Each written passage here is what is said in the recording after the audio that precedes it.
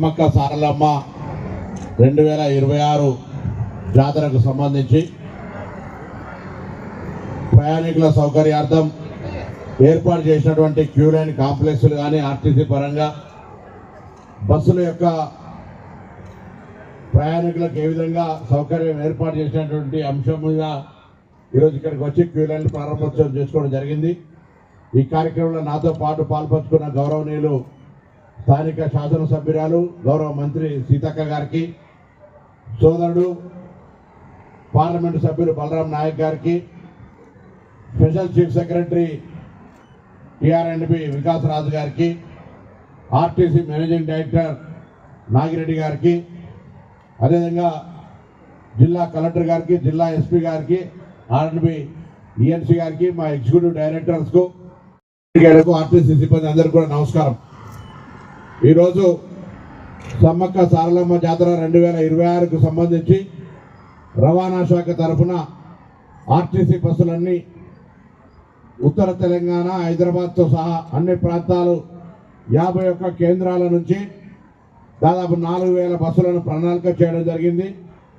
రద్దీని దృష్టిలో పెట్టుకొని ఇంకా బస్సుల సంఖ్య పెంచాల్సి వస్తే కూడా ఆర్టీసీ సన్నద్ధంగా ఉంది అనే మాట సందర్భంగా మనవి చేస్తూ ఉన్నాం.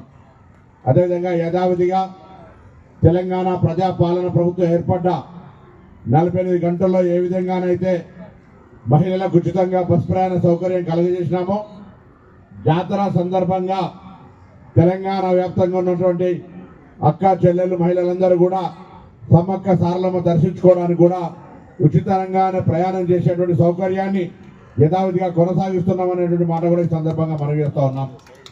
అదేవిధంగా ఎక్కడ కూడా ఇబ్బంది రాకుండా ఉండాలని 51 కేంద్రాలు బస్ అక్కడ ప్రజలకు ఎక్కడానికి, ఇంకా మిగతా ప్రాంతాల్లో కూడా అక్కడ స్థానికంగా ఈ విధంగా చిన్న స్థాయిలో మరి క్యూ లైన్లు కానీ, షెల్టర్లు కానీ, ప్రయాణికులను అన్ని రకాల సౌకర్యాలు అక్కడ ఉన్నటువంటి వాష్రూమ్స్తో సహా అన్ని రకాల ఏర్పాట్లు చేయడంతో పాటుగా మేడారం జాతరలో ఆర్టీసీ బస్సులోనే ప్రయాణం చేయమని చెప్పి తెలంగాణ ప్రభుత్వ పక్షాన కోరుతా ఉన్నాం.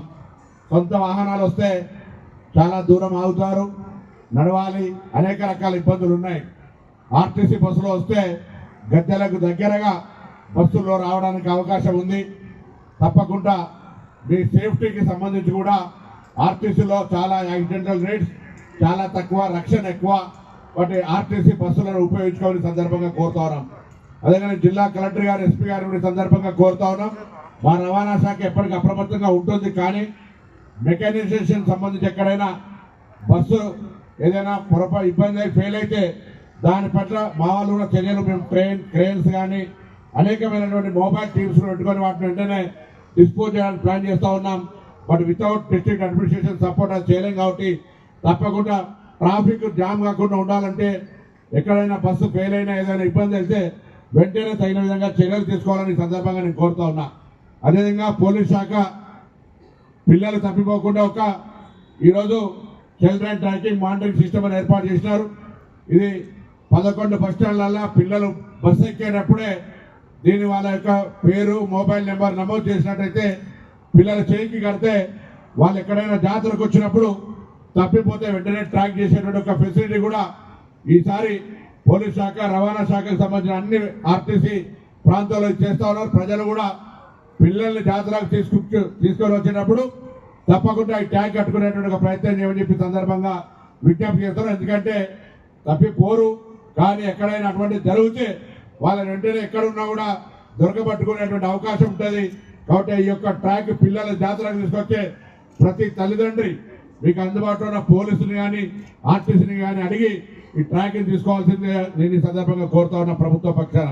అదేవిధంగా ప్రతి 2 సంవత్సరాలకు ఒకేసారి జాతర గౌరవ ముఖ్యమంత్రి రేవంత్ రెడ్డి గారి నాయకత్వంలో, సీతక్క గారి సారథ్యంలో, స్థానిక ఎంపీ బలరాం నాయక్ గారు, జిల్లా ఇన్ఛార్జి మంత్రి పొంగులేటి శ్రీనివాస్ గారు, అదేవిధంగా జిల్లా ఇంకొక మహిళా మంత్రి కొండా సురేఖ గారు అందరూ ఒక సమగ్రమైన ప్రణాళికతో భవిష్యత్ తరాలకు ఉండే విధంగా ఈ సమ్మక్క సారలమ్మ దగ్గర అన్ని సౌకర్యాలు కలిగజేసినారు.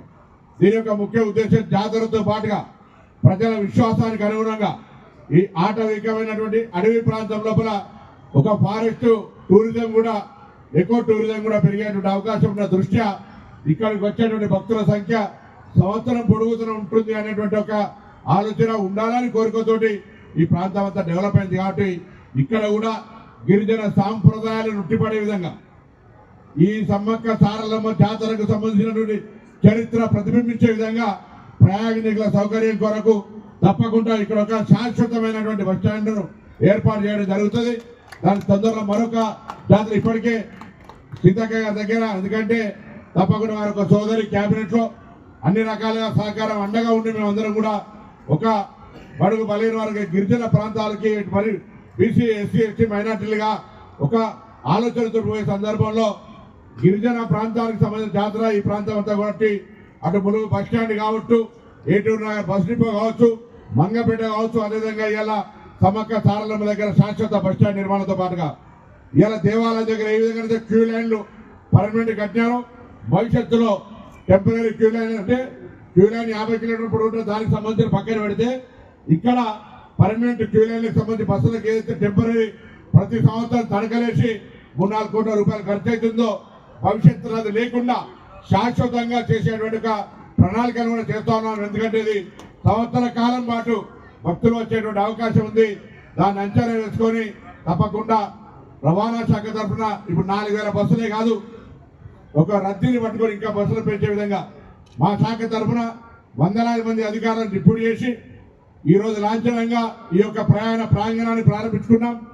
జాతర ప్రారంభమే 28 నుంచి 1వ తారీఖు దాకా తప్పకుండా ప్రజలకు ఆర్టీసీ అన్ని రకాల సేవలు అందుబాటులో ఉంచుతుందనే మాట ప్రాథమికమైనటువంటి ఆరోగ్యానికి సంబంధించి కావచ్చు, ఇంకా ఇతరత్ర ఇబ్బంది అయితే కూడా ఆర్టీసీ పరంగా అందరూ అప్రమత్తంగా మా మేనేజింగ్ డైరెక్టర్, ప్రిన్సిపల్ సెక్రటరీ గారు, ఎగ్జిక్యూటివ్ డైరెక్టర్ అందరూ కూడా జాతర యొక్క విజయవంతంలో ప్రభుత్వం యొక్క కార్యక్రమం దేవాదాయ శాఖ, గిరిజన శాఖ, స్థానిక అన్ని శాఖలతో పాటుగా రవాణా శాఖ ప్రయాణికులను క్షేమంగా తీసుకురావడం, క్షేమంగా తీసుకుపోయేటువంటి అంశాల లోపల మా రవాణా శాఖ కీలకంగా పాత్ర పోషిస్తుందనే మాట మనగిస్తూ మరొకసారి వచ్చేటువంటి తల్లులందరికీ సుఖ సంతోషంగా ఈ ప్రయాణం అమ్మవారి ఆశీర్వాదం దొరకాలని కోరుతూ అందరికీ సమ్మక్క సారలమ్మ జాతర మరి ఆ పండుగను అందరూ కూడా భాగస్వాములు కావాలని కోరుతూ అందరూ నమస్కారం చెప్తూ సెలవు తీసుకుంటాం.